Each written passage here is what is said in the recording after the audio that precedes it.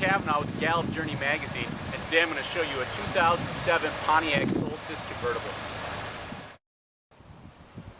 So I'm going to cut to the chase with this car. It's not practical. It has absolutely no storage. It gets rather poor gas mileage.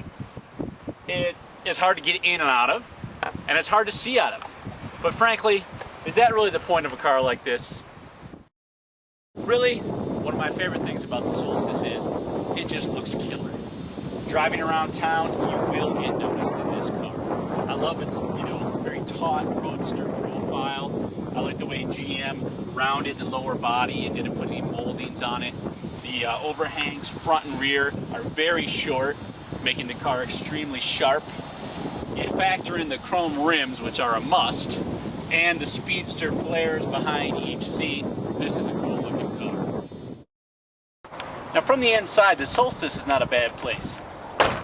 The problem is that even though it's a small car, it has fairly high shoulder line, which makes seeing out of it pretty difficult. When you combine that with the high rear seats on both sides, you actually have quite a bit of blind spot. Now, the Pontiac Solstice is not a powered top. It is a soft top, it's not a hard top, but it's manual. And I have to say, I've worked with a few convertibles, and this is not the easiest I've worked with. I'm going to try and show you just quickly how long it takes to get it down. After you've opened up the back, you got to step inside and unlatch it. Once you've unlatched it, you got to hoof it into the rear cargo area, but then it doesn't necessarily sit down completely. So it takes a little bit of muscle to get it completely into its stowage position, and then close the trunk. Not horrible, but not the easiest either. So here we are driving on the highway. Now today's a terribly windy day, but I wanted to give you a little bit of a sense of how windy it is in the concrete. Frankly, I'm not talking that loud, and you can carry on a conversation pretty easily in here. You could probably travel a couple of hours with a friend, and it would be rather comfortable, assuming that you can fit inside the car easily.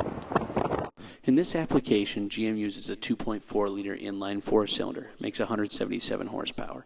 It's going to give you 0 to 60 in the mid-sevens. But really, this is not designed for speed. This car is designed for handling, and really it handles well. In fact, better than I really wanted to try to test myself. Never was I worried, though, about the back end kicking out on me. It was well controlled, very taut. It was great handling. Here we are in an 07 Pontiac Solstice, white, going around an entrance ramp to the freeway. Now we got some construction here, so 45 miles an hour is the speed limit, but we're going to test the handling here.